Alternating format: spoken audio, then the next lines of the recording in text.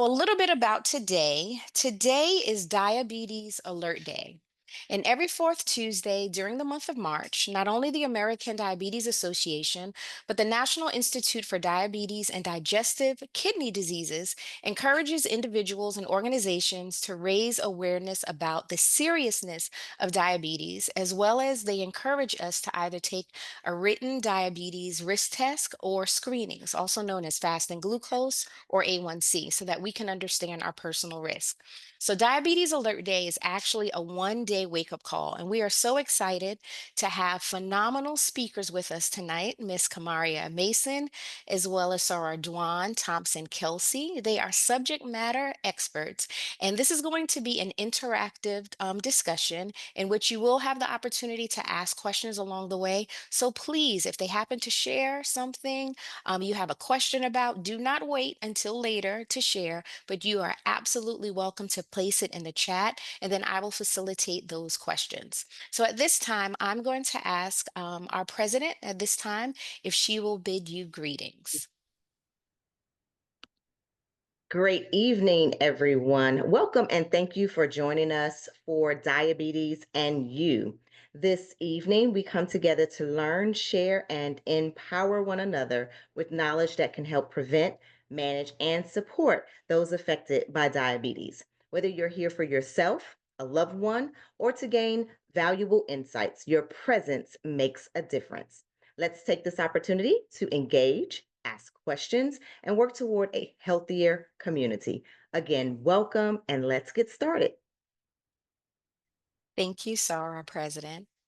Just something to think about before I turn it over to our first speaker. Did you know that 38.4 million Americans, that's about 12% of the US population, have diabetes? Did you know that 8.7 million Americans are unaware that they have diabetes? Did you know that approximately 97.6 million people 18 years or older have prediabetes, which is a condition in which the blood glucose levels are higher than normal, but not high enough to be considered diabetes? And last but not least, did you know that more than 8 in 10 adults living with prediabetes have it and do not know it? So at this time, I'm going to turn the presentation time over to Sarah Dwan Kelsey Thompson. She's going to introduce herself in her own way. And again, if you have questions, please do not hesitate to place them in the chat. Thank you so much.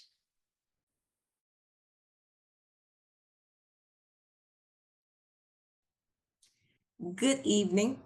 Thank you, Sora Rolanda, for inviting me for this presentation. I'm always excited about coming and talking about topics that are not only important to the larger community, but particularly that's important to our community. So I appreciate the opportunity to do this over and over again. And I am Dwan Thompson-Kelsey. I reside in Raleigh, North Carolina. I am a nurse practitioner, a graduate of the Winston-Salem State University nursing program. Woo-hoo, some Rams in the house. I received my master's from Duke University, and I am currently the Associate Director of Education at Transitions Life Care. So just for my sorors out there, I was initiated at Iota Road Chapter, UNC Charlotte, and I'm currently a member of the Knightdale Wake Forest chapter here in the Triangle. So good evening. So let me share my screen so we can go ahead and get started and start having some conversation and discussion around the topic of diabetes. Hold on.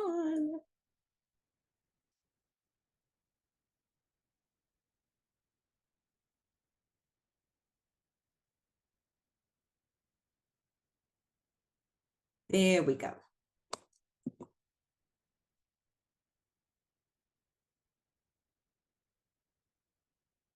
Okay. So Rolanda talked about, she gave did you knows.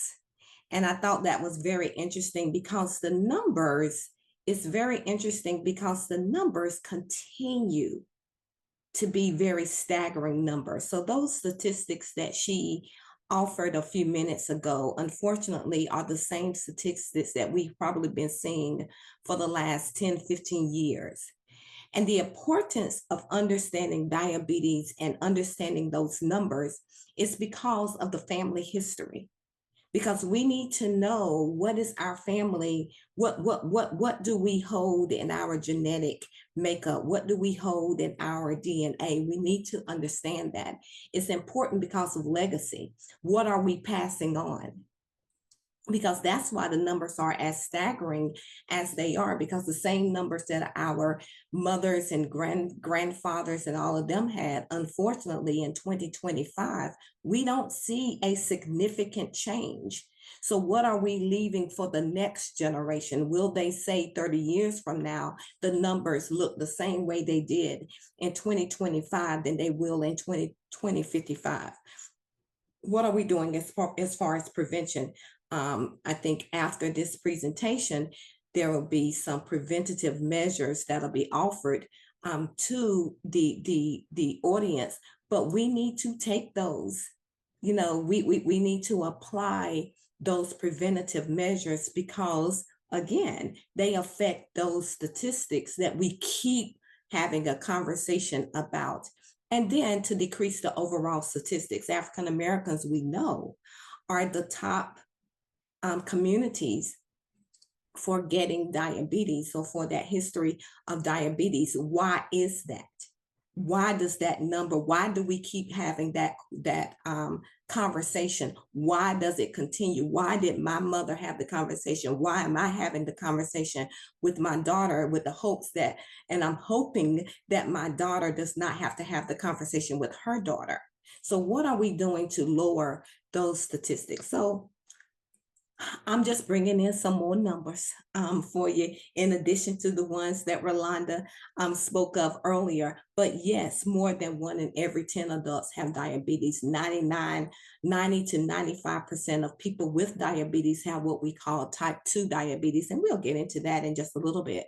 And she talked about that pre-diabetic phase, but exercise and weight loss actually reduce the risk of having type 2 diabetes by about 58%. So this presentation will mainly, we are mainly looking at type 2 diabetes. There's type 1, which we used to call juvenile diabetes. You typically find in adolescents and children.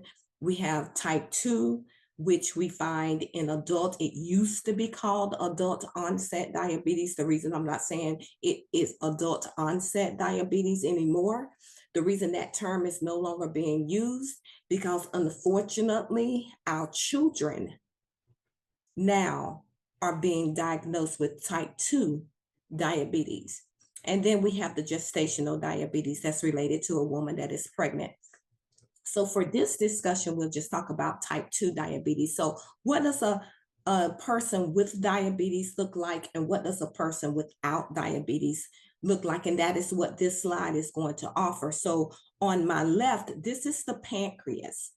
And this is then I know this slide is look like it's a little fuzzy on my end. So let me just kind of make it clear for you all, because if it's fuzzy on my end, I'm sure it's fuzzy on you all's end. So just for, let me just kind of break this slide down so you can kind of understand what you're looking at. The pancreas is the organ in our body that produces the insulin. And the insulin is no more than that is that hormone that is released in response to sugar. So when the body sees a certain amount of sugar, the pancreas says, oh, I need to release a certain amount of insulin to bring that sugar level down. We do this all the time. What insulin does is insulin is like that key. It unlocks the door to the cells that will allow that sugar to enter into our cells. This is what is supposed to happen. Okay, so this is a process. This is the normal process. So when I talk about the cells, I'm talking about the eye cells. I'm talking about the muscle cells. I'm talking about every organ in our body, skin, everything. Brain requires sugar. So sugar is not a bad thing. I don't want us to look at sugar as a bad thing. It's the amount of sugar and what type of sugar. is where we need to be concerned about. So this is a normal process. On your left is the pancreas with a patient that has diabetes. Same pancreas, same insulin. The problem is there's not enough insulin that's being produced. Now, the question is, well, why their pancreas producing what causes the lack of production? Well, what we found is if you look around the pancreas, when we looked around the pancreas, what was there oftentimes is adipose tissue. Adipose tissue is fat tissue. So the insulin is there, it just can't get out. So the less insulin that I have, that I produce, if I continue to eat sugar and bring sugar into the system, then my balance is off. I'm gonna have more sugar than I have insulin. So the insulin is trying to unlock the door. I can get it open, but it's a whole lot of sugar that's going in. And so then we start to see the effects of diabetes, and we'll talk about that later in the presentation, but this is just a quick schematic of the difference between the pancreas production in a non-diabetic versus the insulin production in a patient with diabetes. I talked about that insulin, and insulin is the key that allows the body to use sugar. So insulin is no more, insulin is saying, knock, knock to the cells. I open up. Glucose, now you have an opportunity to go in and do what you are supposed to do. This is a normal process. Now, the question comes again, if the insulin is there, if insulin is being produced, and there's a whole lot of sugar in the bloodstream, and we're saying, oh, well, insulin is the one that's opening up the key. I mean, it's the key that opens up the door to the cell, to our cells. Why can't sugar just go on in there? There's something that is holding that entrance or the opening of that cell back. What is that? Well, same thing. What we found is oftentimes it is adipose tissue. It's fat. So if I can't if I can't open the door wide enough or enough and get it open enough, or I can't get it open at all, then I just have a whole bunch of sugar in my bloodstream, floating around, don't know where to go, because it's not getting to the place that I need it to go. So now we have diabetes. So that's just way, a very elementary, I should say, of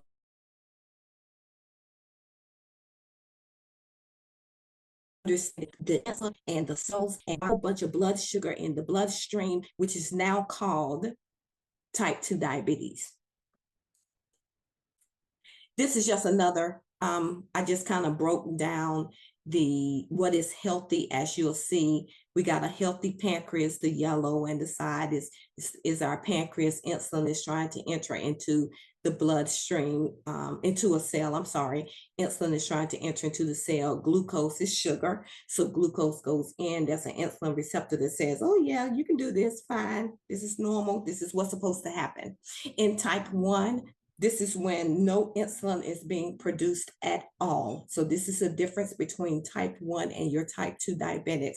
So the pancreas fails to produce insulin just off the bat. So the pancreas is not producing insulin at all. So you notice that the glucose is trying to enter this cell, it can't get there.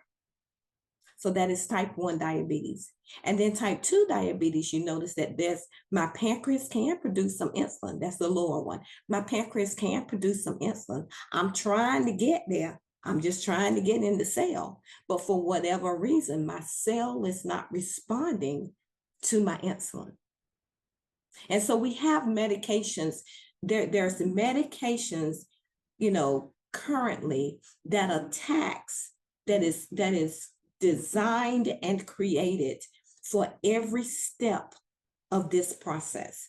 So that's why one medication may not fit for everybody, because those medications are designed from the production of insulin all the way through insulin receptive cells being able to respond to that insulin, getting glucose into the cells. So we have medications that target each and every one of this particular process. Now, this process is much, much longer and much more involved than what I'm speaking of. So your medications go into a whole lot more, detailed. But I just want us to understand that is the difference between Januvia, and that's the difference between insulin, and that's the difference between metformin, and that's the difference between Actos, because they are targeting different parts of this particular process.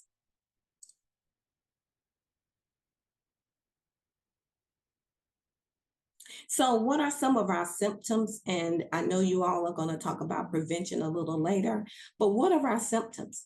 So oftentimes we hear folks talk about I have frequent urination, I'm eating a lot, folks may be losing weight, increased fatigue, dizziness is one. So there's a number of symptoms that people may experience if that's related to a very high blood sugar. Now, there's a terminology that I'm going to use here, and it's hyperglycemia. Hyperglycemia, this means the increase of blood sugar. So there are symptoms that is related to hyperglycemia. And we understand now hyperglycemia. So when you hear that word, now you know that I got a whole bunch of I have a whole bunch of sugar in that bloodstream that for whatever reason or reasons, because there could be multiple reasons, that sugar cannot get into that cell. So I just want us to understand, if you have diabetes, or if you have loved ones with diabetes, it is important for you all to understand what is that process. So when we say terms like hyperglycemia, what is going on? Why can't we get that sugar from the bloodstream into the cell to make it do what it was supposed to do? Why can't that happen? And so these are some of the symptoms that people present with initially that makes people say, do I have diabetes or do I not? And I want to talk a little bit about the complications of diabetes, because this is when we talk about those numbers and those statistics, it kind of gets a little worse, because it's not just folks are living with diabetes, it is the complications that's related to the diabetes that has a financial burden on people, that have a caregiving burden on people, that have just an overall medical complexity that people will endure because of the complications related to diabetes. And so when we talk about diabetes, remember the scheme. So remember our little diagram. We have sugar that's floating in this bloodstream. It can't get in the cell. So it's just having a good old time in the blood sugar. And it's going places that it doesn't need to go. We don't want it to go. So because it's going to go somewhere. So just know it's just not going to sit there. So because of that, it's going in places we don't want it to go. It's affecting things we don't want it to affect. It's doing things it's not supposed to do, but it has no choice because it's not going where we want it to go. And so now we go into complications. So it affects the heart. So diabetes, the research is around naming diabetes a cardiovascular disease, because unmanaged diabetes can lead to high blood pressure. Can lead to a heart attack and or stroke. So now you got a vascular problem. You It's now it's entering into some areas we didn't need it to enter. I mean, it's affecting some areas we didn't want it to affect it. Retinopathy, blindness. Our eyes are very sensitive. It only needs a certain amount of sugar. When you're giving it a whole lot of it for whatever reason, that's a problem. That's a problem. We all know about kidneys. African Americans are the #1 recipients of dialysis in the United States of America. If you look around in most of our communities, you will almost always find a dialysis community, a dialysis facility, either in the United States right now. The two biggest ones are DaVita and Fresenius. Without a shadow of a doubt, just drive around. You're going to see one or two. Why do we see that so often? We're the #1 recipient of dialysis in the United States. Dialysis can be very debilitating to people. And so it is oftentimes related to either high blood pressure and or diabetes. It's peripheral neuropathy. That's the #1 reason for amputation in a diabetic. I can't feel. I touched it, I get on something. I didn't know it was there. It turns into an infection. It's healing. It's going to be a little slow just because of the complications that's related to the vascular of the diabetes. So then ultimately what happens, my foot is amputated. So that's why it is important. I'm so happy that we are having this conversation, because when we have it amongst ourselves, then we want it to be a ripple effect. Then it goes into the larger community. And so people can be informed on how to prevent and how to manage. I don't know how I am on time. So Rolanda, I hope You're fine, Sarah Dwan, but we I'm do sorry. have our Okay. first question, if you don't Okay, mind. absolutely. The Yes, first absolutely. question is there a link between type 2 diabetes and PCOS? Yes. So PCOS is polycystic polycystic ovarian syndrome is what she is referring to. So what happens in the polycystic ovarian syndrome is that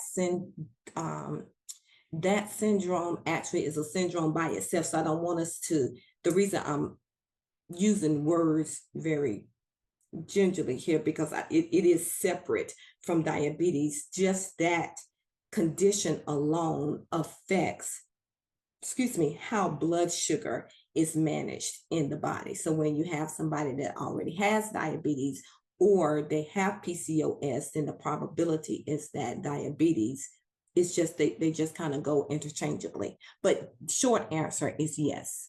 So I hope that answered the question. Thank you. You're welcome. So I want to talk about sugar, good old sugar. Sugar is, first of all, let me just add that sugar is and has an addictive property.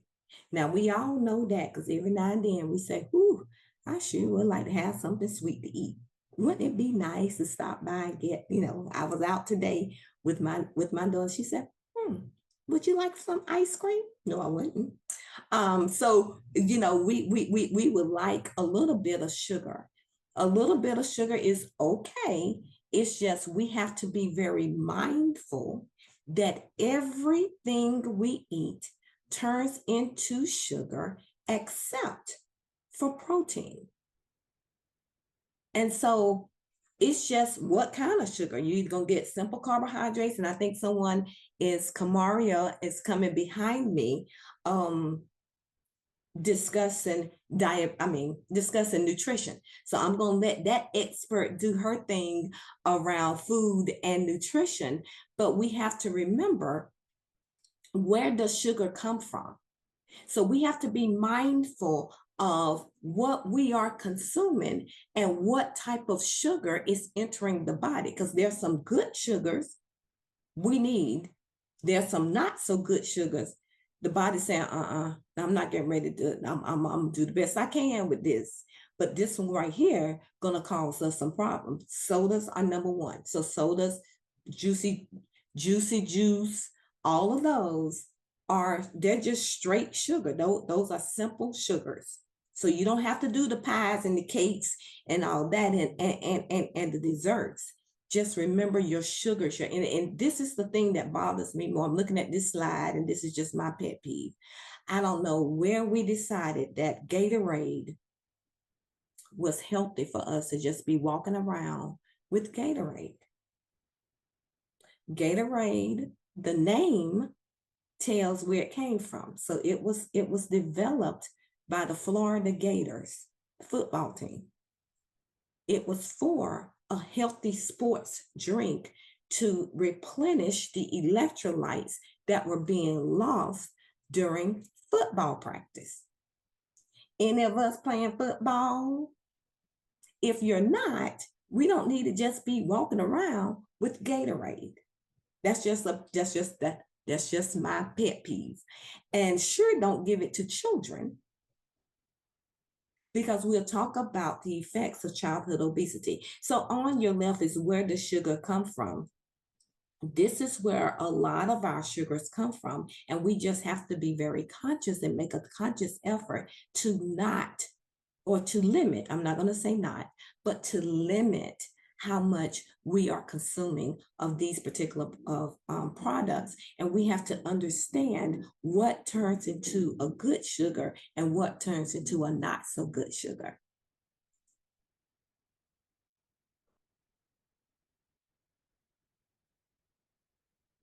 And this is just a natural history of obesity. And I'm going to talk about obesity in just a little bit, because earlier I talked about adipose tissue. And remember that the insulin is the key that opens up the cell, the whatever cell that may be in throughout our bodies. But sometimes that key doesn't open up. And so that cell doesn't open up. And so what is preventing that cell from opening up? 9 times out of 10, it is adipose tissue, which is fat tissue. And so we got to know this. We have to be aware of this, and we have to be in that preventative mindset of what am I going to do to decrease the amount of fat that I may be carrying. And so this is the natural history of diabetes, of obesity, as it leads towards type 2 diabetes, because everybody wants to say, well, everybody that's big and don't have diabetes. That is true. That is an absolutely true statement. But what we know is that most people may end up with diabetes. So we don't know where we are on the scale. So what are we doing to just prevent it from happening altogether, or at least trying to manage it? And so people begin with diabetes. And one thing that I'm going to say here, because I think I'm on a call with all women, one thing that I'm going to say is we got to own whether we just have, we just got a little more weight on us. We got to own that. Now we can still be cute, but we still have to own the fact that we got a little more weight on us. What are we doing to release some of that fat? What are we doing to do that? Because if you look at how this, the trajectory of type 2 diabetes, most times is starting with obesity. That is a risk factor. I want us to understand, I didn't go over risk factors, but obesity is a risk factor. And so as you will note on this slide at the bottom, it goes from obesity to insulin resistance to the onset of diabetes. We have the diabetes is ongoing. So if it's ongoing, the complications are going to come 1, 2, 4, 5, 6, whatever. I don't know. All of us handle it very differently, but we have to understand if a patient is with diabetes, more than likely they got some cousins. I own the diabetes clinic, and I would tell my patients is, remember, you have some cousins that's coming to the family reunion. Now, our job is either to slow them down, delay them or prevent them from coming altogether. But just know they're on I-40. Where on I-40? I can't tell you, but they are on I-40. Now, if we choose to just do what we do, they are coming. They will show up. And those cousins are high blood pressure and hyperlipidemia, hypercholesteremia, whichever one. Okay, those are our cousins if you have diabetes. So what are we doing to delay them from coming or prevent them from coming? Because they're coming. And so when we look at the ongoing of hyperglycemia, when we look at the complication at the bottom of it, these are the things that's affected along the way. Then we go to disability, and then the trajectory goes on and on and on and on and on and on. But if you notice, it can start. Let me not be very 100. So it can start with obesity. Uh-oh. That's just another picture of how obesity affects us in general. Diabetes, high blood pressure, heart disease, sleep apnea, osteoporosis, and many others that's not on here. That is the effect of diabetes. If you don't take care of your body, where are you going to live? Because we only have one. We only have one house. So how are we taking care of this house? And for us that are of the faith, how are we taking care of the temple? What our temple look like? What is that? What is that? What are we doing for the temple? And so I wanted to just quickly talk about childhood obesity, because this is huge. And we talked about legacy at the beginning of this presentation. So what are we leaving for our children? I'll tell you a quick story.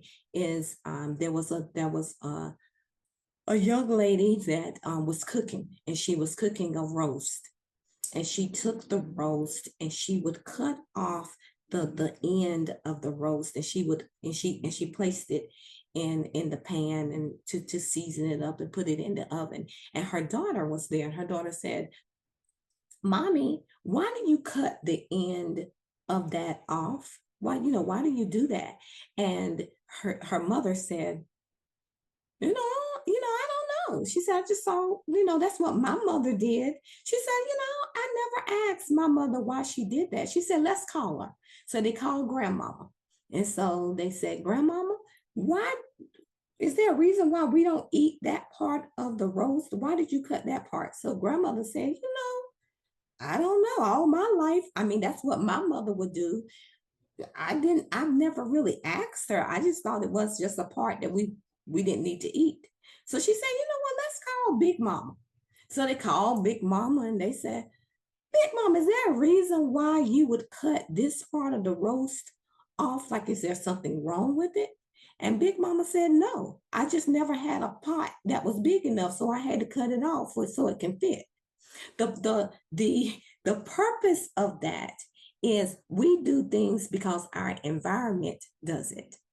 So oftentimes we eat because that's just what's in the house, and that's how our parents eat. The research shows that if there's at least one parent in the house that is obese, that is overweight or obese, the likelihood that a child would be obese is about 60-some%. And it's not because of the obesity, it's because of what we're used to eating. So, I say, Arjuana, I have a question for you. yeah. Actually, two. The next question is, can obesity be an outcome? Can obesity be an outcome from diabetes? Oh, so if a patient has diabetes, can they gain weight? Mm-hmm. I guess is that the question. Mm-hmm. Yeah, now we can always gain weight. It's the question around does I guess I'm trying to just get the understanding and trying to clarify the question a little better, because it's the weight gained from the diabetes, I guess is what's going in my brain. I can't really say that because people can still gain weight if they have diabetes, because we know that oftentimes our food choices do not change because of the diagnosis of diabetes. So if my food choices don't change, then I'm still going to have diabetes. So I just want to make sure that I'm answering that the way that is the I want to make The sure way that that that it was question, presented. right. So our participant then asked the question, if there's an additional question, or if you feel as though there's a piece that you did not share in the first part, please do not hesitate to place that back in the chat. The other question was, can type 2 diabetes also present itself in people who are not classified as obese? Absolutely. You are absolutely correct. Yes. So let me just speak on that. And I appreciate that question. That is a very good question, because I do not want to get it twisted that obesity is because we have plenty of folk that are overweight or obese probably will never get diabetes. Obesity just happens to be a major risk factor for it. So we don't know whether you're going to get diabetes or not, but you don't. So there's a way to, Mhm. prevent that from happening. But anybody can get that. You don't have to be obese to be diagnosed with diabetes, because there's Thank other you. risk factors involved besides obesity. We just happen to check that box for a person that is obese. Okay. Thank you. Mhm. And I'm almost done. This is the body mass index. And I only put the one up for women. The only reason that I put this up is for us as beautiful Black women to understand that this body mass index, known as BMI, was not tested in Black females. So these numbers may or may not be as accurate when it comes to our bodies. Now, I don't want us to go ahead and say, no, I'm no, because it's 25. I mean, if I have a BMI, I'm using this for an example. Now, if you have a BMI of 42, now I don't want you to understand that to be, oh, I'm real healthy. It can be a reference point, but I don't want it to be a point of this is where it should be. So I put this here for a reason. I only use this slide for Black folk. I'll just be honest with you, because I want us to understand that this was not tested in Black females. And so these numbers, so if you are, because right now my BMI is about a 26.1. So according to this, I am overweight. I don't think I'm overweight. I don't think, I know what my weight is. But I know I got hips and butt. I'm just gonna be honest. I know I have that. And so that's where it gets a little, so anyway, I just wanted to put that up there just for understanding of the BMI. Again, we're going to talk about nutrition in a little bit, but I just want us to understand that we can manage our diabetes with our own intervention, with our own way of eating. We just have to make a conscious effort to do that. We have to make a conscious effort to shop differently. We have to make a conscious effort to eat differently. We have to make a conscious effort to choose to go through a different drive-through. Those are the day-to-day changes, mental changes that we have to do, because in addition to medication, a lot of this can be done just by lifestyle.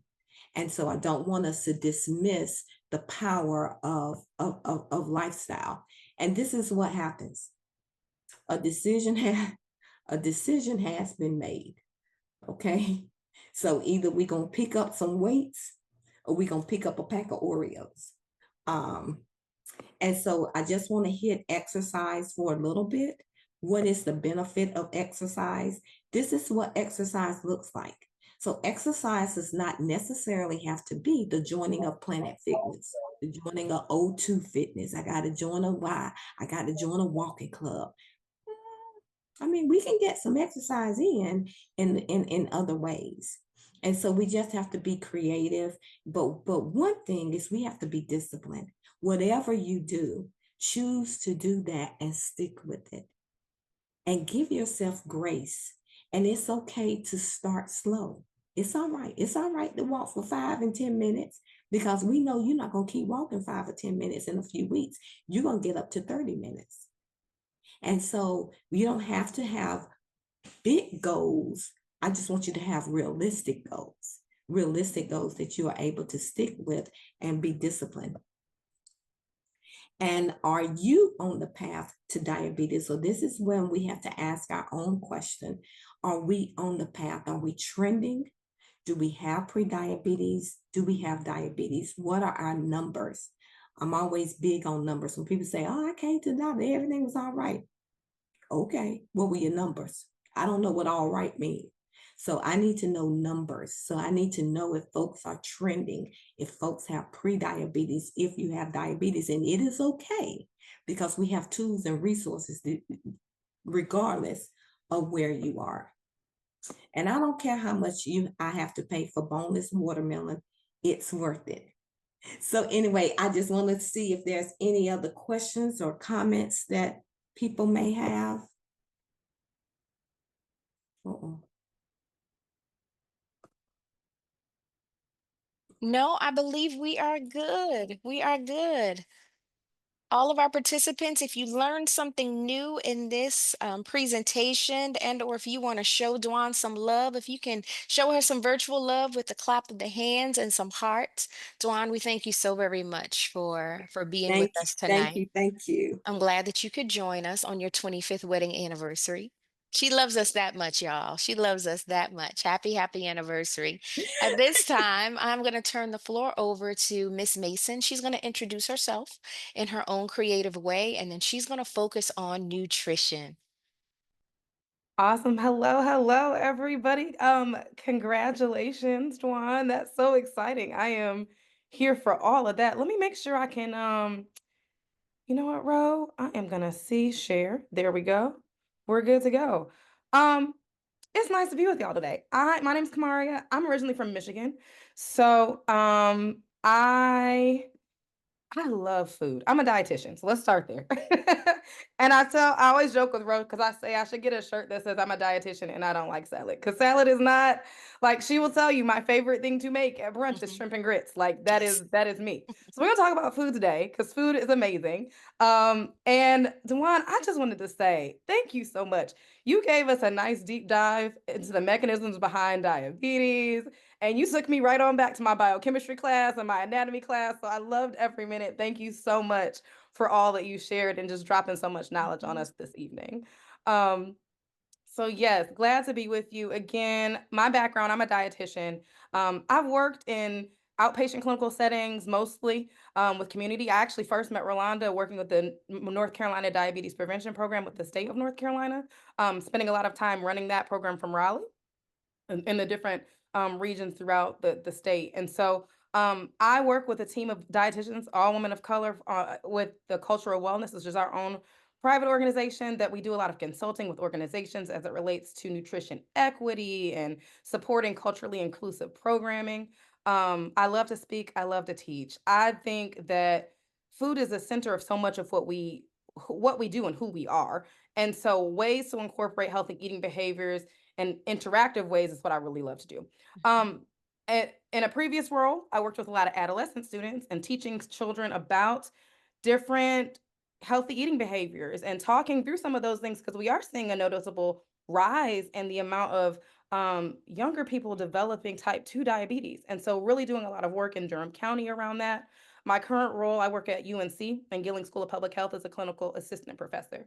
So I now teach the dietetic students how to have really great conversations about Mhm. many of the nutrition related chronic diseases. And spending a lot of time in classes talking about how we can shift that conversation so that the idea of healthy food doesn't just include salad or grilled chicken or, some sort of brown rice. It can include things like sweet potatoes, and it can include things like cassava. It can include things like okra. So we spend a lot of time talking about that. Don't you worry. Oh, I have some feelings about BMI, so we're gonna get to that. Trust and believe we're gonna get to that. I did not forget it at all.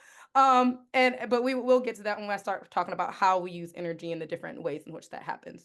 Okay, so I have an icebreaker for somebody. I see the chat's live. Let's liven it up even more. I want to know, what is your favorite food? What's your favorite food? I'll start as y'all are writing it. Go ahead and write it in the chat box because I can see it and I'll call some of them out. Yes, to pasta. My favorite memory is Sunday dinner. My dad would cook pot roast before we would leave for church. He would brown the meat and he'd let me have some little tender tidbits. And while we were at church, it would be roasting in that oven, and you come back home and the whole house smelled just scrumptious. Like you just immediately, yes, I will wash my hands. What do I need to do to get to that table? Because I want to eat this now. That's one of my favorite meals. I love mac and cheese, and I'm definitely a fan of greens. I see hamburgers, pizza, fries, okra, seafood. Oh, yes, the oxtail, rice, and peas. I'm so happy y'all are just being real with me because you gave me some real foods. Not one person said salad. I'm here for that. Yes. If salad's your favorite food, no problem. Tacos, lasagna. Yes, to lasagna and some crab cakes. Yes. And salad.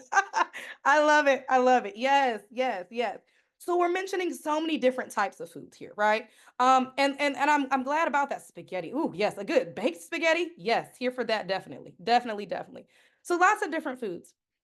Um, and many of these foods, we'll talk about the different types of nutrient profile in them in terms of like which ones have carbohydrates and what it kind of looks like. Because we saw there are some questions about which foods, what's a good and a bad carb. So we're going to dive into that as well. But before we get there, what I want us to just briefly touch on is what happens after you eat a meal. Okay. So Dwan talked a lot about how, for people with diabetes, the body is unable to use insulin properly or to produce enough insulin. And so this, of course, leads to that high glucose or blood sugar circulating in the blood. What typically happens though, when we eat a meal, whether it's this nice little lovely kale salad situation, I'm not sure what that is. The carbohydrates from food are broken down, and it's broken down into glucose during digestion. Now, we also have, they call them macronutrients. So we've got carbohydrates in our foods, proteins, and fats. And then the vitamins and minerals will be the things that are the micronutrients. We don't get energy from those, but carbs, proteins, and fats, we get energy from those. We'll talk about that. So we eat the food, it's broken down in the digestive system. We'll talk about carbohydrates specifically here since we're focused more on diabetes. Our blood glucose rises, as glucose enters the bloodstream, it increases blood sugar. And then we see insulin being released from the pancreas, which again, like Dwan said, acts as that key to allow glucose to enter the cells. And the cells we'll be spending a lot of time talking about skeletal muscle cells, our liver cells to be used as energy. We'll even talk about how other parts of the body use glucose too, and it's that main source of fuel. So it's not, well, I don't want you to leave here thinking that we don't need glucose. Glucose is very important for our bodies, but we do need to talk about the different types. Okay, so again, all of this goes into we're eating food and we get energy from that food. And a lot of that energy does come from the carbohydrates in the form of glucose. All right, so once we deal with that, let's kind of take a look and see insulin, what's the difference between insulin resistance and diabetes. So insulin resistance occurs, why can't I move this slide? Resistance typically occurs before we see some levels of prediabetes and diabetes, but it also can continue on thereafter. Insulin resistance is, I've got the insulin's not working effectively. That key either is not getting to the cells to open the door, or the door is not being recognized. The cells aren't recognizing that. And as a result, the sugar or the glucose can't get into the cells to then be used by energy, as energy. Yep. Okay. So why do we focus on carbs? We focus on carbs because carbs have more glucose or sugar than fats and proteins, and they break down into sugar quickly, causing the blood sugar to rise. So that's what you see here. Fats don't actually have any glucose in it. But my point is here, carbohydrates increase that spike in blood glucose because it's the main source of sugar. Proteins and fats take a longer time for our bodies to break down and use, so that we don't see as many rises in our blood sugar in the same type of way. So how does this affect what's on your plate? Dwan mentioned a lot of great things. She talked about, and what does a balanced plate look like? So, she talked about some of the things like candies and cookies and desserts. Some of those things we need to be mindful of. Those foods have a lot of added sugars in them. So when we're thinking about quote unquote good and bad sugars, I want us to think about the things that naturally occur and naturally produce sugars. Things like would be the good ones. So our fruits, fructose is the naturally occurring sugar in fruits. It's what's make it taste sweet. Anybody lactose intolerant in here? I am definitely lactose intolerant. I still eat cheese, but I'm lactose intolerant. Lactose is a naturally occurring, right? It's a naturally occurring sugar found in all dairy products. Lactose is if it's produced by an animal. Lactose. If you see OSE as the suffix or the end of the word, that's more than likely a good example of a naturally occurring sugar. Glucose we find in vegetables, not even just the starchy ones, the non-starchy ones, and we also see it in our grains. But many of those things are the fiber offsets some of that, and so that helps us to slow down how we're metabolizing that sugar so that we're not seeing those spikes. Okay, so a lot of times when people are talking about diabetes and prediabetes, they talk about balancing their carbs. And there's a couple different ways you can go about that. There's a diabetes plate method, and it's great because it's a visual example and a guide of how you want to portion your plate. It's pretty easy to follow. It doesn't really require any counting.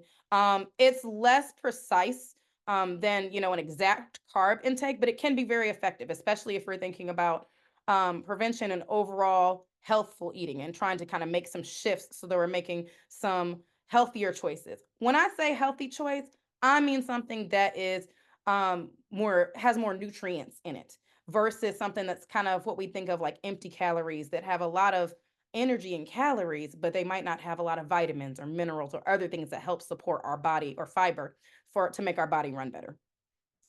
And then we've got carb counting. That's another way to track your carbohydrates in every meal and a snack. It's very precise though. And here, you're definitely calculating. Sometimes it's better to use apps for this, and that can be more helpful as well. But let's talk about this plate method first, because that's one, even if you're not someone who's experiencing diabetes, we tend to, from a nutrition perspective, I like to tell my clients and have them start here anyway, just because of the types of foods that we're seeing that people are consuming more of. We want you to consume more non-starchy vegetables, right? Make half your plate that.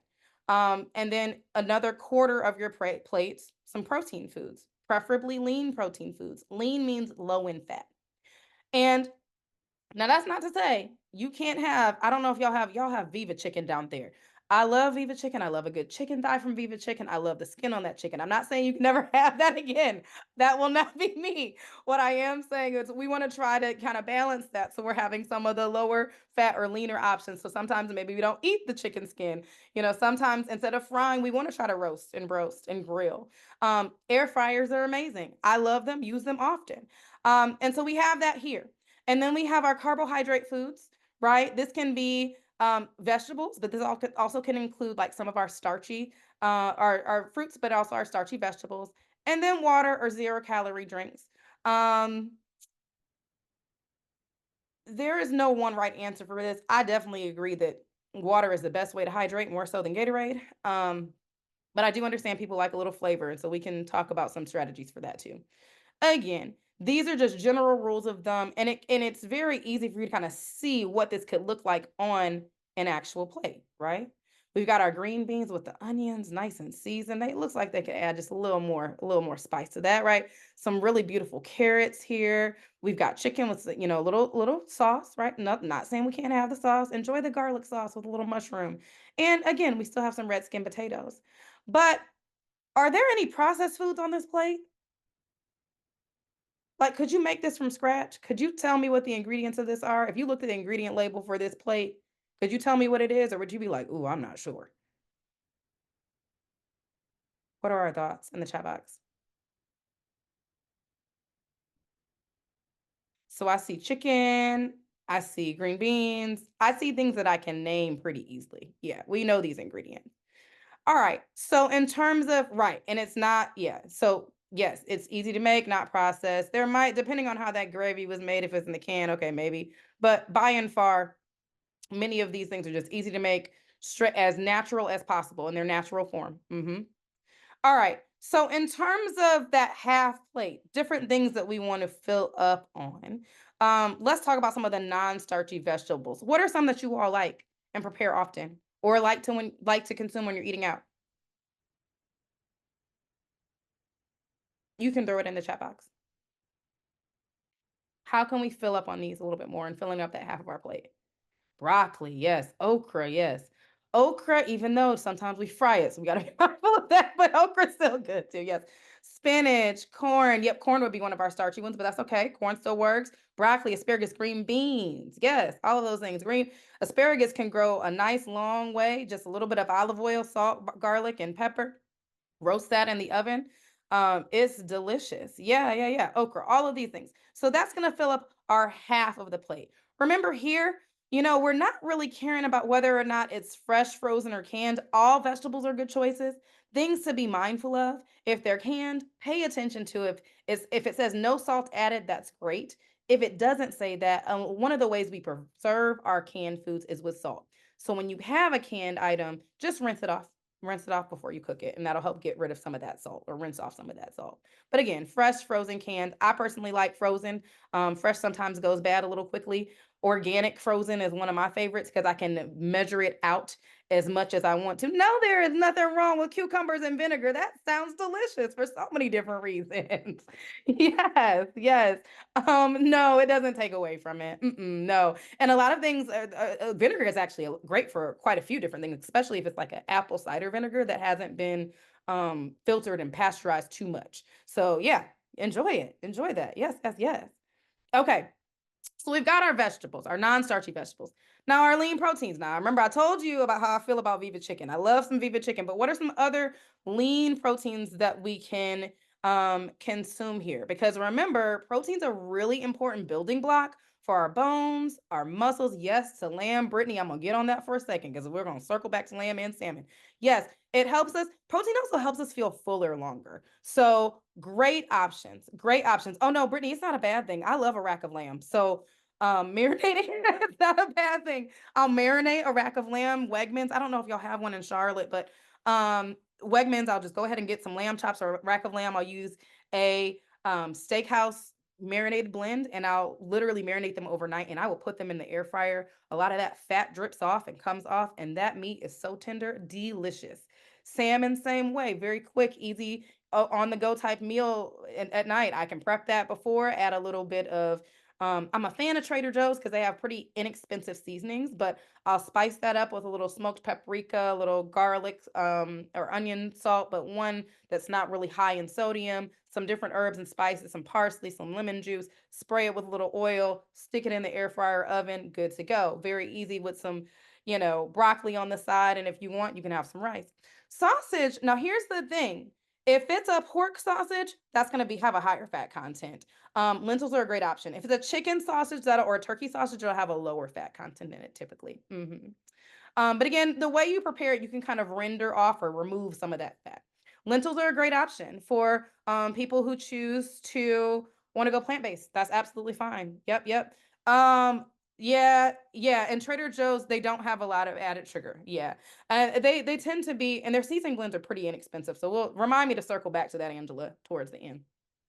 Nut butters, almond butter, peanut butter, our seafood, shrimp, some of the whitefish, cod, all of those things really count here. Again, all of these are protein foods. Again, they help us feel fuller for a longer period of time. And then we have our carbohydrate foods. So some of you mentioned corn before. When I talk about starchy vegetables, corn falls into that category, right? Our beans, our lentils and peas, those kind of fall into this category too. Now, beans, lentils, and peas are interesting because they also have a good amount of protein in them. So they kind of fit between two different categories in this way. But name some other things that you like. By ground provisions, I'm thinking about some of our Caribbean foods. So I'm thinking about cassava and taro. What are some other carbohydrate foods that you like and cook often? And we're going to talk about carbohydrates for a little bit as you're adding these to the chat, because I want to stop here for, plantain. Yes, yes, yes. Yes, yes, yes. Pasta, nothing's wrong with that. We have some whole grain options, and we also now have a lot of really good pastas that are high in protein, and then also pastas that are made out of things like lentils. And I know that sounds weird, but I've tried some and they actually turn out really, really nicely. So we can talk about preparation methods for that. Different ways to add more protein. Sweet potatoes, yes, yes, yes. Berries, yogurt, right? Rice noodles. So again, as you all are writing, I'll talk through this a little bit more. Sugar is the main source of fuel for our body. We need sugar. We absolutely need sugar. Our brain, it is the almost entirely uses glucose or sugar as its source of energy. So we need it. Dwan talked about different types of organs and those cells that she was saying where the sugar goes in and it uses energy. That is like our, muscle cells use the insulin key, and liver cells too. Thinking about things like our kidneys, intestines, red blood cells, all of those also use sugars. And so we need sugar. We need sugar to help support skeletal muscles. I'm going to do a PSA real quick about this muscle thing and think about protein as well. So here's the thing. Muscles in particular use glucose for movement, especially if we're doing like a high intensity activity, whether it's a workout or something else. When they're at rest, though, they tend to use more fat for energy. This is really important for women for multiple reasons. One, the older we get, so as we're approaching or exceeding 40, we're losing more of our skeletal muscle mass. We're losing more muscle mass. So it's important for us to do more strength training activities even throughout, even 2 or 3 times throughout the week. Because again, when muscle is resting, it's burning off some of that fat. That does affect some things as it relates to being overweight or obese. But what I care more about really is what Dwan touched on is that the pancreas, one of the reasons in type 2 diabetes why the pancreas is really kind of struggling, it's not that it's not producing insulin, it's not able to release it because there's so many fat adipose or fat cells around that pancreas, therefore making it harder for it to release it from the pancreas to then go to the doors of the cells to unlock so that the blood sugar can go in. So if we have more lean muscle and we're burning more fat, even when we're at rest, that helps a lot of other functions of our body work really well too. So again, thinking about how this all kind of plays together, because there's different parts of the body just kind of feed off of these different pieces. And so we've got our carbohydrate foods. We don't want to leave those out. And of course, we need, of course, our dairy-based foods, not even necessarily milk-based, but other foods that are high in calcium and different types of nutrients as well. Okay, so it's time for a pop quiz. If I didn't ask you enough questions already, I've got some more. First up, answer in the chat box. Is this a balanced plate? Yes or no? What do we think? Let's see in the chat box. Yes or no? Is this a balanced plate? Okay. See a lot of no's. No's. Looking good for sure. I mean, it is. Those oxtails, several people mentioned that. Yes, exactly. Exactly. But it does look good. All right. So what could we do to make this more balanced? Because there's some good fundamentals here. What could we do to make it more balanced? There we go. I'm here with you, Elaine. Yep, some more cabbage. Yep, add some veggies, a little less rice, right? Thinking about the parts and portions of our plate. Yep, right. Yeah. I want us to think again, everything in moderation. Let's talk about those portions. I don't want you to remove that rice and peas. There's some really great protein even in the peas. But yeah, the portion sizes are kind of big. So what about this one? Did we work on it? Did we make it a little bit better now? Plate on the right. Yeah, we still got some rice and peas. We've got half of our plate with, it looks like our cabbage is right there, and then we're working on those portions. Yeah, that rice is like a little light skin. We're gonna have to work that out a little bit. So pretend the original rice is in there, just a little less of the original rice. Yes, but definitely adding a little more of our cabbage. So yes, many of you said that. Yes, add a little more of that cabbage. All right, I've got another one. Yep, and one more plantain, it will be good. I'm okay with that. I'm okay with that. Is this one balanced? Yes or no? Ooh, but it's the quick on the go though. Nah, not quite. Not making the cut. What could we do? How could we change it up? What could we add? Okay. Brittany said just trash it. Just take it off. Add a side salad, no bun, thank you. Remove the red sweet potato fries. I'm gonna say, okay, so the sweet potato fries, but we could bake them. Yeah, we could substitute that out. And sweet potatoes have more vitamin A in them, so okay, we can work with that. Yep, there we go. I see you, Jody. Yes, yes. So yes, adding the salad. That is something else we could do to add more non-starchy vegetables to the mix. We can maybe substitute that out. We could take off the bread and maybe do a lettuce wrap. You could also, if you wanted to trash it and do something completely different, that's fine too. But you don't feel like you have to give it up in its entirety. Let's just kind of think about those portions. All right, last one. What about this one? Some jambalaya. Ooh, so many different things about this that I love. I know, Elaine, right? Okay. All right. What could we change? What could we change? What could we add? What can we modify? The portions, less rice. What could we add though? Because we got some good protein. We got some chicken, some sausage. We've got some shrimp in there. What could we add? There we go. Yes, yes, yes, yes. Right. Right, right. So I heard somebody say broccoli spinach, right? So not saying we can't enjoy that jambalaya. Maybe we can throw even some mushrooms in the mix, but let's have half of our plate of that because we've got some good amount of protein in the jambalaya. We've got shrimp, we have sausages, we have chicken, and I will say there has been some new andouille sausage that's not pork. I don't personally eat pork, so there have been some really great ones that you can find in Publix actually, and so and sometimes in Harris Teeter too. So think about that in terms of thinking about having an even leaner version. Yes, you can do it with cauliflower rice. Cauliflower rice is a little tricky. So if you're going to choose cauliflower rice instead as, a lighter option, that's fine. Just be mindful of the cooking uh how long you cook it because cauliflower rices can be temperamental and you can turn it into cauliflower mush real quick, real quick. But yeah, adding some of those vegetables on the side definitely helps balance that plate out a little bit more. Okay, so that's our balanced plate method. And then we have um our carb counting method. This is what we'll see when we're thinking about reading food labels is really important here. So you're looking for the total amount of carbohydrates per serving. You can also use apps and guides to help with the carb count, especially for unlabeled foods. You'll measure out portions here, whether it's using a food scale or a measuring cup. Um, Before we touch on this, actually, let me roll back. Don't let me forget to talk about the BMI scale, y'all. I meant to talk about that a few minutes ago, but I'll circle back to it. All right, so reading the food labels, things we need to be mindful of. You want to start here. We want to see what the serving size is. Also, kind of pay attention to how many servings are in a container. And I say that because some of our packages, you might think that a serving size is the entire container, but it might only be half the container or a third of it. And then you're going to kind of come down here at the total carbohydrate line and look at this number.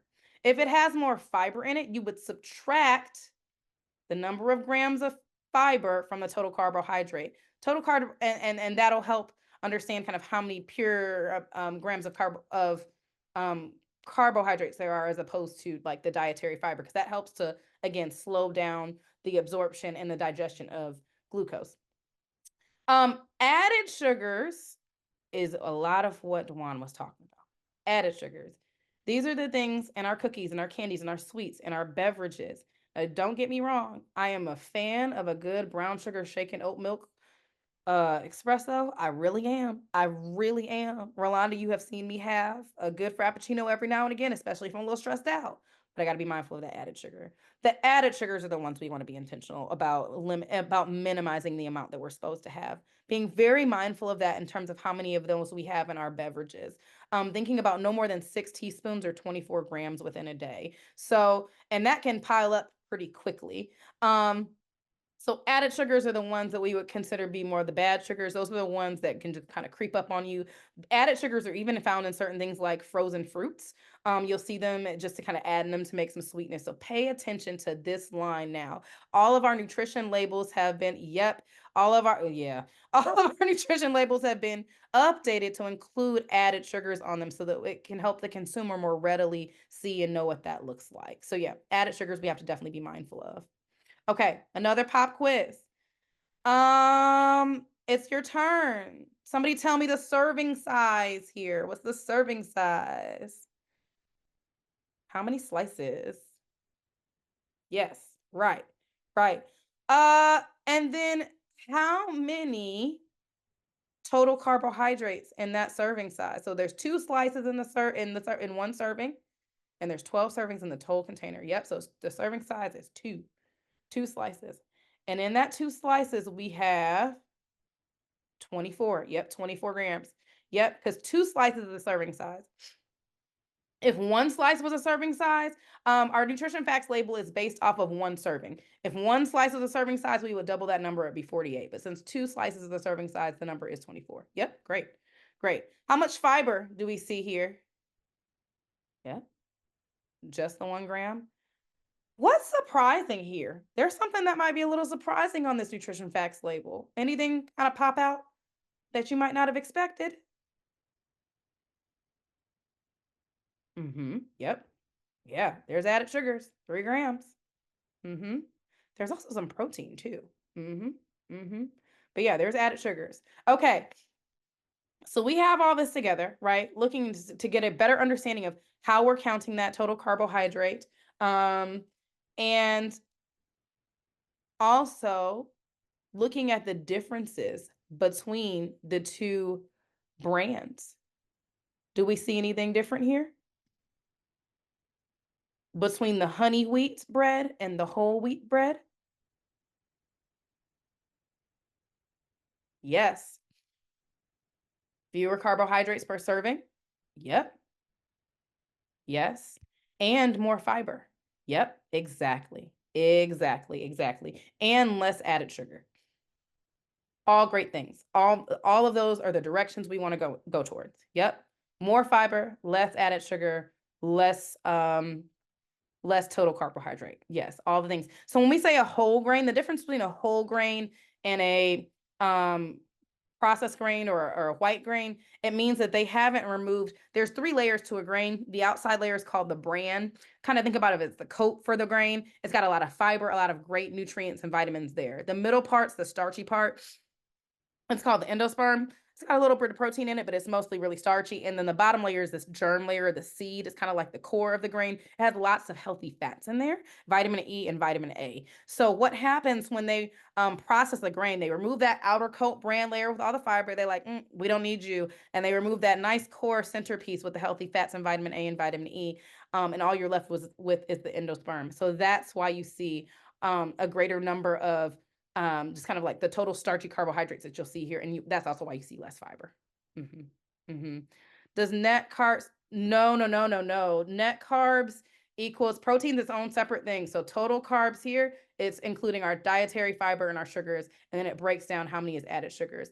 I'm glad you asked that question, Tammy. The 3 main macronutrients, the 3 things we look out on our nutrition label that gives our bodies fuel: fat, we get 9 calories or energy units per 1 gram of fat. We get 4 calories or energy unit per 1 gram of carbohydrate, and we get 4 grams of energy or unit for 1 gram of protein. So these 3 in bold here all help give us energy. Cholesterol and sodium would deal with something else, those macronutrients. But yeah, our total carbs just includes the things like fiber and sugars. Very important. Yeah, fat cannot turn into carbohydrate. Now, when you have excess carbohydrates or sugars in the body, fats and carbohydrates are 2 totally biochemically different looking molecules. Now, what can happen though? If you have excess energy or excess sugar and carbohydrates, adipose tissue or fat tissue also can process sugar, but instead of it using sugar for energy, it stores it as fat. So when you have excess sugar going into fat cells, unlike it going into the other cells of your body and being used as energy, that excess sugar that's going into those fat cells just gets stored as fat. So that's why you sometimes hear people saying that carbs can turn into fat. It's not that they turn into it. It's a matter of the fat cells can then, if it's excess amount of sugar or carbohydrates and sugar in your body, in your blood sugar, it can then be used. If it's not used by you as fuel, it can be used by those adipose cells and it can be turned into, or as fat and turned into that, or metabolized in that way, and it just increases our fat cells. I'm going to take a moment to talk about BMI since we're here. I do not like BMI as a measure of anything, very honestly. There's lots of controversy about it. Dwan mentioned a lot of things. She's right. BMI was not tested on Black people. BMI also wasn't tested on females at all. And it was originally used as a measure to determine how insurable somebody was. It was not used as a diagnostic tool. So many issues with BMI. It looks at weight and height. It does not take into account muscle mass. It does not take into account fat mass or adiposity. So if we're thinking about things like type 2 diabetes, one of the better measures for us to consider here would be, what does your hemoglobin A1C look like? What does your fasting blood glucose look like? And if you're concerned about a weight measure, think about percentage of body fat or adiposity. Because again, that body fat, especially the fat, the visceral fat or the fat around the organs, thinking about our pancreas, kind of affects the way it's able to secrete insulin. So those to me are better measures than obesity, than BMI, even though BMI is very common in our culture. But in terms of better predictors of health, I definitely think we should consider those other options, which I very clearly include hemoglobin A1C, fasting blood glucose, and total percentage body fat or adiposity, if we're talking about diabetes and specifically. Okay. Things to remember. Carbs are energy. We need energy. Our brain, that's the primary source of fuel. It loves to work off of carbohydrates. So we need our carbohydrates. So our muscles need carbohydrates too, right? To use as source of fuel. Portion your food. Again, being very mindful of making sure you're filling half that plate with some non-starchy vegetables when at all you can. Then maybe a quarter, of course, with the starchies, adding that lean protein. That's really important. And also, again, women, we got to work on this strength training. I'm here for a snatch waist, but also let me say something else about this. Again, muscle is hypermetabolic. I talked about this in the sense of at rest, muscle burns more calories, and at rest, muscle burns more fat. So you might not see a change in the scale. This is another reason why I don't like BMI. You might not see a change in the scale, but you might see a change in the way your clothes fit, right? Because you're getting more lean muscle mass. You're building more muscle when you're doing some strength training exercises. So the clothes may fit a little bit differently, even if the scale doesn't change, but you're noticing that you have more muscle tissue on your body and less adipose or fat tissue, which means even at rest, you're burning more calories.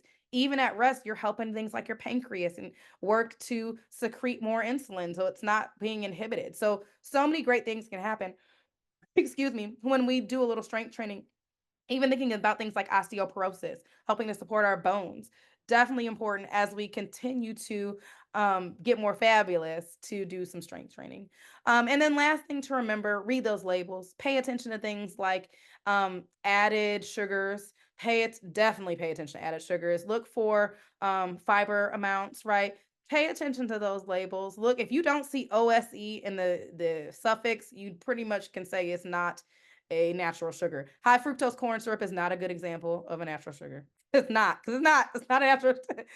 It's syrup. Nope, not a, but if you see glucose, you'll see some of that in some of our breads and some of our other things, and don't be too worried about that. Now about that lamb, the lamb, yes. Enjoy lamb often. Again, being mindful, like I said, I think I told you all about the lamb. I roasted it. It's nothing wrong with some lamb. I marinated overnight, whether it's a rack of lamb or the lamb chops. And then I tend to put them in the air fryer on 400 for, if you like your lamb medium, about 8 to 10 minutes, 10 to 12 minutes, depending on the thickness. But yes, enjoy some lamb. There's nothing wrong with lamb. Lamb is delicious with a little orzo and some broccoli or some spinach. Yes, enjoy it, Brittany. Enjoy it. All the things. Rolanda's been to my house to eat before, so she knows how I get excited. So yes, are there any other questions? I know I talked us through that pretty quickly, but thank you so much. If there's any other questions, I'll take a look at them in the chat box as we're wrapping up my section. Let's put our virtual hands and hearts together for Kamaria, for all of that wonderful energy that she provided, the knowledge, things for us to All of think it. about moving forward. I'm going to ask for our last presenter, Miss Emma, if you'll go ahead and load your slide deck. I know we've talked about nutrition. I know we've talked about the types of diabetes, how to prevent as well as manage. But one thing that I want all of you to be mindful of are some of the free resources that we have here in Cabarrus County, many of them which are virtual. So regardless of where you live, you can take advantage. So Emma, if you'll be so kind just to share information about the resources. And don't forget to, there you go. Hi, everyone. Sure. Let me see if I can put in my slides through here.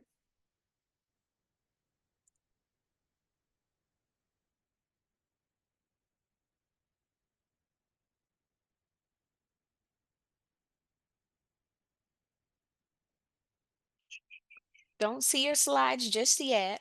I'm sorry. Give me a minute here. I'm sure. That's partially my fault. I had to stop sharing. Sorry, y'all. All right. Can you see my slides? Yes. Oh, So, and then they disappeared. yes, of course they did.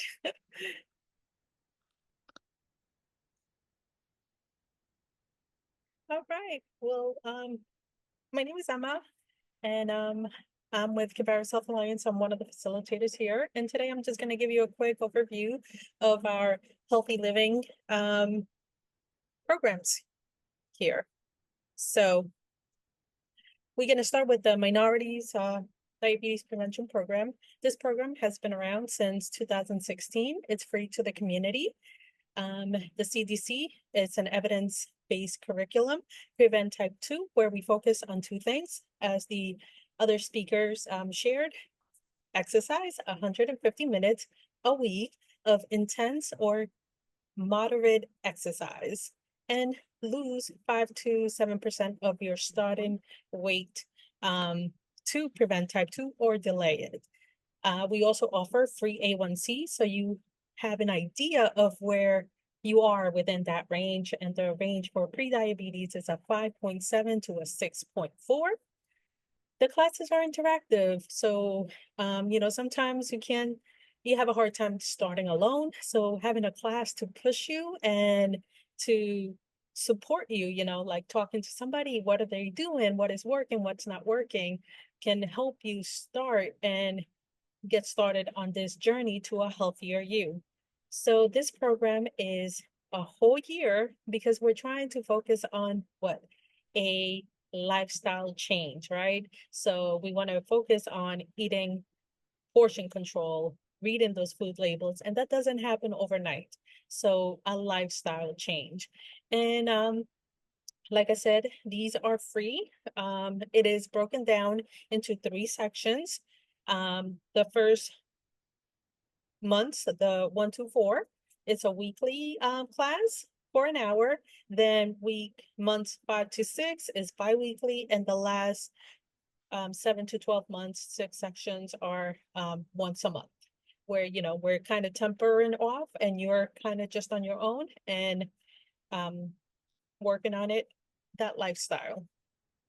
The next programs we offer are the Healthy Living with Chronic Disease, and this is for anybody that has any kind of chronic disease.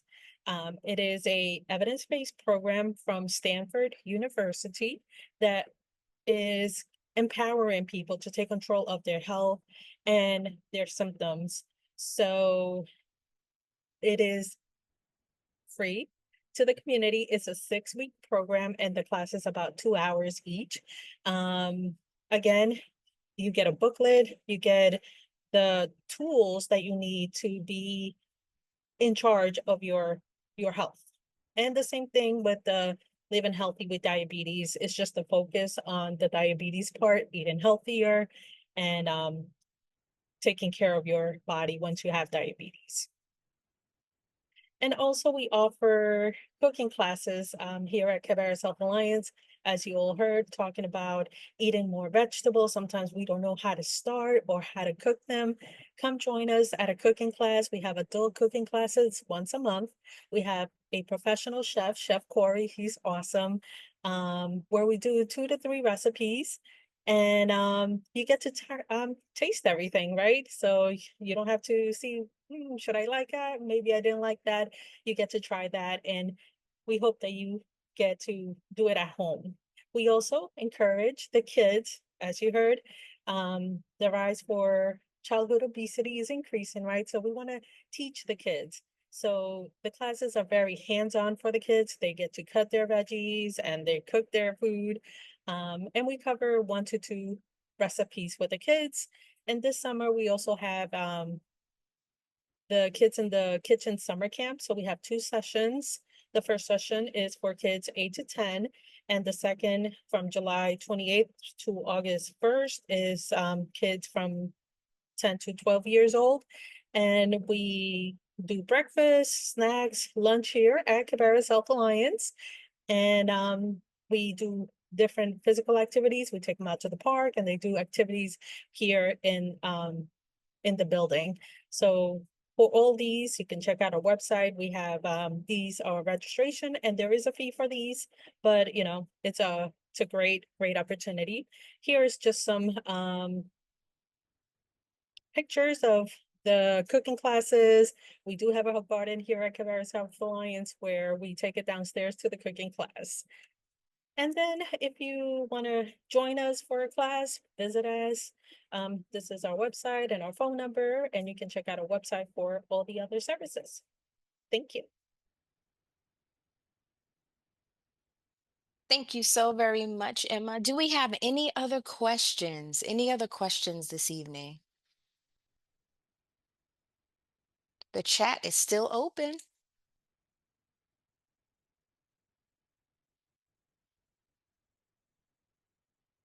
Okay. Well, the Concord Alumni chapter of Delta Sigma Theta Sorority Incorporated, we sincerely appreciated your time, your presence, and your participation tonight. Again, I want to personally thank our amazing presenters for your knowledge, your passion, and the time that you imparted on us tonight as we take charge of our health. And I encourage each of you to not only know your status, but to know your risk factors. And I implore you to apply the information that we learned tonight. I want you to ask yourself, what's my takeaway? What's that one thing that I can change? What lifestyle changes do I need to make tonight as opposed to next week or the month after that? And number two, I encourage you to share the information received with someone else. So, in closing, I pray above all things that you prosper in health, even as your soul prospers. Have a wonderful evening, and thank you again.